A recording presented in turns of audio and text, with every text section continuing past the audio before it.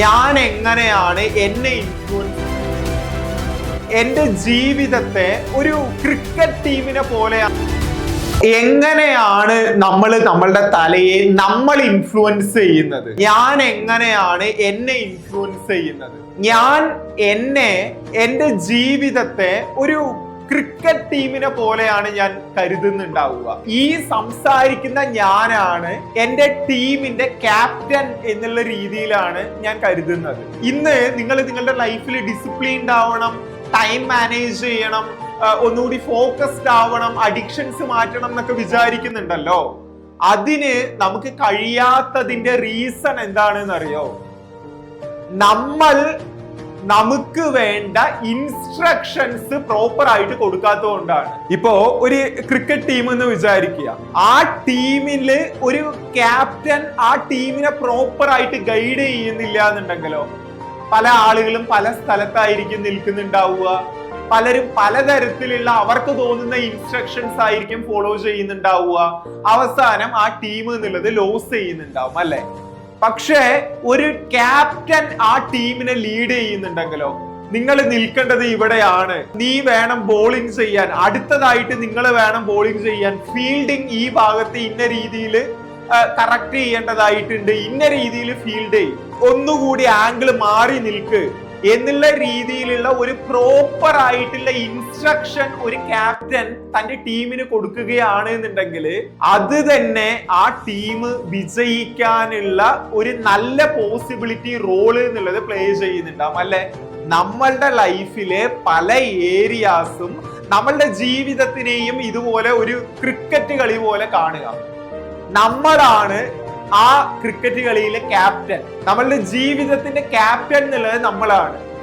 നിങ്ങളുടെ ലൈഫ് പല ഏരിയാസിലും ഒരു ഡിസിപ്ലിൻ ഇല്ലാത്തതുപോലെ, ഒരു ഫോക്കസ് ഇല്ലാത്ത പോലെ, നിങ്ങളുടെ റിലേഷൻഷിപ്പ് വീക്ക് ആയിട്ടുള്ളത് പോലെ, പ്രോപ്പർ ആയിട്ട് ഒരു ടൈം മാനേജ്മെന്റ് എന്നുള്ളത് ഇല്ലാതെ ഒരു ദേഷ്യം എന്നുള്ളത് ഉണ്ടായി, അങ്ങനെ നിങ്ങളുടെ പല ഏരിയാസും പല രീതിയിൽ പോകുന്നുണ്ട് എന്നുണ്ടെങ്കിൽ നിങ്ങളാകുന്ന ക്യാപ്റ്റൻ നിങ്ങളുടെ ബ്രെയിനിന്, നിങ്ങളുടെ സബ്കോൺഷ്യസ് മൈൻഡിന് പ്രോപ്പർ ആയിട്ടുള്ള ഇൻസ്ട്രക്ഷൻസ് കൊടുക്കുന്നില്ല എന്നുള്ളതാണ് അതിനുള്ള പ്രധാനപ്പെട്ട കാരണം. ഒരു ക്യാപ്റ്റൻ തന്റെ ടീമിന് എങ്ങനെയാണോ പ്രോപ്പർ ആയിട്ടുള്ള ക്രിക്കറ്റ് കളിയിൽ ഇൻസ്ട്രക്ഷൻ കൊടുക്കാതിരിക്കുന്ന സമയത്ത് ടീം തനിക്ക് തോന്നുന്നത് പോലെ നിൽക്കുന്നത്, അവരുടേതായിട്ടുള്ള രീതിയിൽ ഫീൽഡ് ചെയ്യാനായിട്ട് അവർ നോക്കുന്നത്, അവസാനം ഒരു പ്രോപ്പർ കോർഡിനേഷനും കമ്മ്യൂണിക്കേഷനും ഒന്നും ഇല്ലാതെ ഫെയിൽ ആവുന്നത്, അതേപോലെ ആയിരിക്കും നമ്മുടെ ലൈഫിലും സംഭവിക്കുന്നുണ്ടാവുക.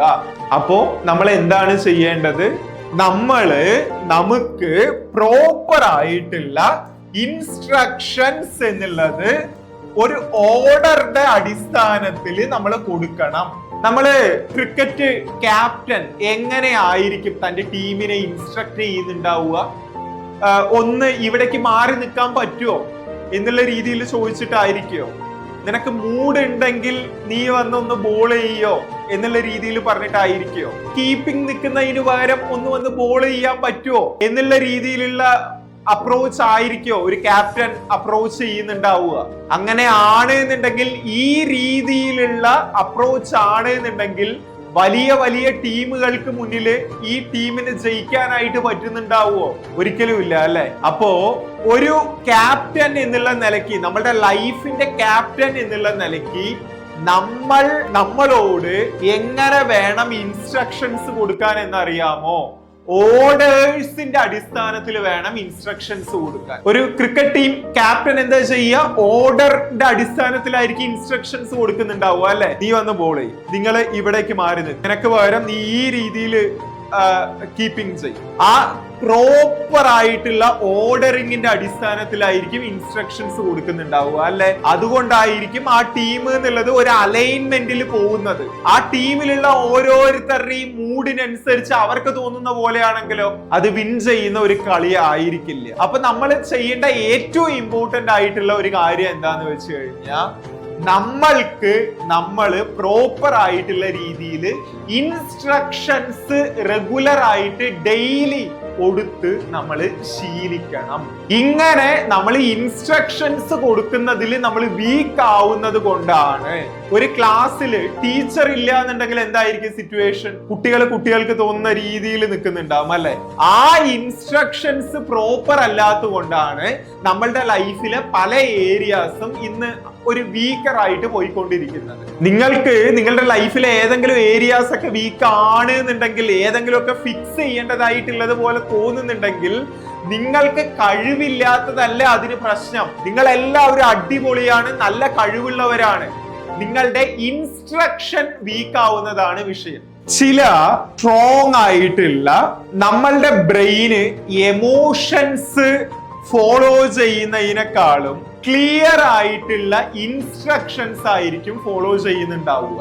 അപ്പൊ അതിനു വേണ്ടിയിട്ട് ഞാൻ നിങ്ങൾക്ക് കുറച്ച് ഷോർട്ട് ആയിട്ടുള്ള ചില ലൈൻസ് ഞാനിവിടെ പറഞ്ഞു തരാം. ചില ഷോർട്ട് ആയിട്ടുള്ള ചില സ്ട്രോങ് ലൈൻസ് ഞാനിവിടെ പറഞ്ഞു തരാം. ഇതൊന്ന് നോട്ട് ചെയ്തേക്കണേ. Number 1, focus now.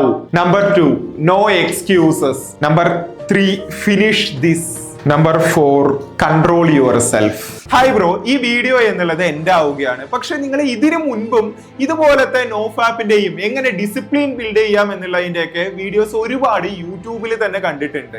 പക്ഷെ എന്നിട്ടും നിങ്ങളുടെ ലൈഫിൽ ഒരു ട്രാൻസ്ഫോർമേഷൻ വരാത്തതിന്റെ കാരണം നിങ്ങൾക്ക് അതിന് വേണ്ട തരത്തിലുള്ള ഒരു ഇൻഡെപ്ത് ആയിട്ടുള്ള ട്രെയിനിങ് ഇതുവരെ ലഭിച്ചിട്ടില്ല എന്നുള്ളതാണ്. ഇപ്പൊ നിങ്ങൾ കണ്ട ഈ ഒരു പോർഷൻ എന്നുള്ളത് ഞാൻ അങ്ങനെ നൽകി വരുന്ന ട്രെയിനിങ്ങിന്റെ ഒരു ചെറിയ പോർഷൻ മാത്രമാണ്. നിങ്ങൾ എന്താണെന്ന് മനസ്സിലാക്കി നിങ്ങളെ അഡിക്ഷനിൽ നിന്ന് മാറ്റാനും ഡിസിപ്ലിൻഡ് ആവാനും ഫോക്കസ്ഡ് ആവാനും വേണ്ട ഇൻഡെപ്ത് ട്രെയിനിങ് ആയിരിക്കും ഞാൻ നൽകുന്നുണ്ടാവുന്നത്. 2026 നിങ്ങളുടെ ഇയർ ആക്കി മാറ്റണമെന്ന് അത്രയും സീരിയസ് ആയി നിങ്ങൾ ആഗ്രഹിക്കുന്നുണ്ടെങ്കിൽ നിങ്ങൾക്ക് എന്നെ കണക്ട് ചെയ്യാം. ഡിസ്ക്രിപ്ഷനിലും പിൻ കമന്റിലും ആയിട്ട് കോൺടാക്ട് ഡീറ്റെയിൽസ് നൽകുന്നുണ്ട്.